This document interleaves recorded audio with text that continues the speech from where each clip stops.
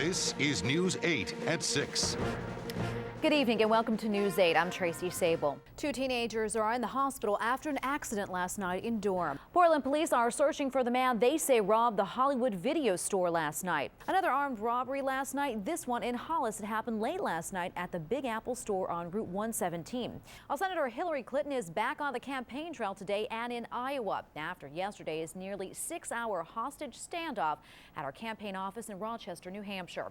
Police are still calling this a hostage situation, and because of the incident at the Clinton headquarters, just about every store in the town of Rochester is closed. Look at this area over here. This is debris that's left over from last month's nor'easter. You can see there are utility poles, wires left on the ground. Doctors say you can avoid getting the virus just by practicing good hygiene. So if you have to cough or sneeze, get a Kleenex and cover your mouth and your nose. Also, if you're not feeling well, just stay home from work. And one of the simplest and easiest ways to avoid getting the virus, just wash your hands. Oh, Norm, I'm sorry. Were you talking to me? I was trying on some shades here. Do you like these? These are Dolce & Gabbana. Those are nice. I have a pair here for you, too. Norm, I was thinking you might look good in these shades, too. And they're marked down to $179.98. So I'll get these, and I know you'll just call them with your credit card number. A sister and brother in Berwick are charged with arson for setting a fire that spread to a home where 8 children and an adult lived. Investigators say 20-year-old Amy Dame and 25-year-old Matthew Kaysen started a fire Tuesday in an SUV parked outside of a home in Berwick. That fire spread from the SUV to the house. Everyone escaped without injury. The numbers are in, and it's not good. Sales of existing homes in Maine plunged for a second month in a row. According to the Maine Association of Realtors, home sales dropped more than 12% in October. That's following a 16% drop in existing home sales in the month of September. A fire in Rumford has left 3 people homeless. The fire broke out yesterday morning in a barn attached to the home. It took 60 firefighters about 6 hours to put out the flames, but in the end, the home was destroyed. Fortunately, no one was injured. The cause of that fire is under investigation. Mumps is making its way through Maine, and it seems the outbreak is getting worse. There are confirmed or suspected cases in 12 of Maine's 16 counties. Last week, about 300 students were banned from the University of Southern Maine campus for not having up-to-date mumps vaccinations. The precaution was put into action after a student tested positive for mumps. As of Wednesday, there have been 54 suspected cases and 12 confirmed cases of mumps in Maine since September. On whether or not you lost power, hopefully you remember to turn your clocks back an hour. Standard time returned at 2 a.m. The change happened a week later than usual. That's because of a change in law. Congress added 4 weeks to daylight savings time this year, 3 at the beginning and 1 at the end. The change is an effort to save energy since extra daylight at night means you don't have to turn the lights on in your house. Another snowmobile crash sent wardens out onto Lake Arrowhead in Limerick. Following up on a tip, investigators discovered 2 sleds sticking out of holes in the ice. A dive team was sent into the water to check for victims. None were found, and wardens believe the divers managed to escape. Both sleds are believed to be stolen property. First, News 8's Tracy Sabol was on the scene throughout this hostage situation. She joins us now with more on our top story.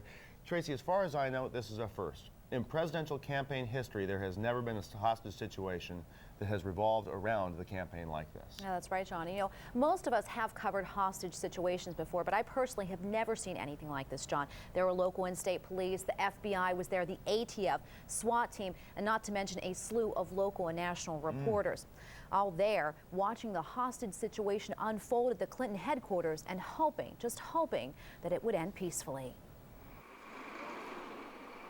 It happened around 1 this afternoon. A man in his 40s walked into the Hillary Clinton campaign office on North Main Street in Rochester and said he had a bomb strapped to his chest. Police say at the time there were 4 adults and a baby in the office. Chelsea Cool says she was working at a local restaurant when she heard about the commotion from a customer who claimed he was the hostage taker's stepson. He said that, you know, him and his mom had a rough day, rough morning. Noting that his stepfather, was the one causing this mess. A mess that forced the local and state police to be on the scene, as well as the bomb squad and tactical team. It also forced the evacuation of most nearby stores and businesses and the lockdown of the local high school. At first I was like, oh, whoa, this is a drill, just kind of chill out in class. But then they came on again and said that they were keeping us. And There was a threat downtown. If it got closer, then we had to go to a bigger lockdown. Fortunately, that never happened. Just after 6 p.m., the last of the hostages were let go. And Leland Eisenberg, who held hostages for nearly 6 hours, surrendered, lifting up his sweater and removing what he had strapped to his waist, what at first glance looked like a bomb. Police say Eisenberg has a history of trouble, a sentiment echoed to Chelsea Cool by his stepson. He just said he just wasn't in the right state of mind. 3 months prior to this, his mother had asked him for a divorce. Since then, he's been down on his luck, drinking, unemployed. As we mentioned, Leland Eisenberg is now in police custody. He's being held at the Rochester Police Department. And by the way, John, the woman that we talked to, Chelsea Cole, told us as far as she knew, Eisenberg had no intention to hurt anybody. He just wanted the attention. Wanted the attention? Just wanted the attention. What some people will do. Tracy Sabol, thank you very much. And for that part of the story, we joined my colleague, Tracy Sabol. All right, John, that's right. You know, and volunteers come from all over the place to take part in today's primary to make sure their candidate gets the vote. They stand on street corners, hand out literature, and pound the pavement, all in an effort to win over voters and get them to go to the polls. Today is the day where you say, you know, are you going? Have you been? Are you out the door right now, hopefully? Jed Britton is volunteering with Mitt Romney's campaign and says he took a year off from law school just for this. We've done probably over 100,000 calls, I would guess, out of call centers here to the local folks, and knocked a whole lot of doors, definitely thousands of doors. Robert Sandy is another volunteer who's been busy hitting the streets all day today. I came down earlier this morning. We took a bus down, a group of us from Maine, to come out and help Hillary Clinton as much as possible.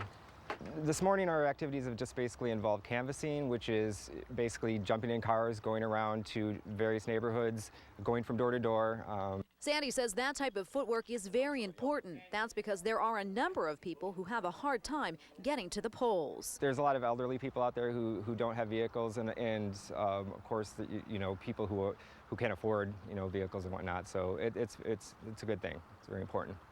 And while these two men are helping different campaigns from different parties, they share the same philosophy when it comes to volunteering. That could make the difference. Who knows? It could come down to a couple of votes.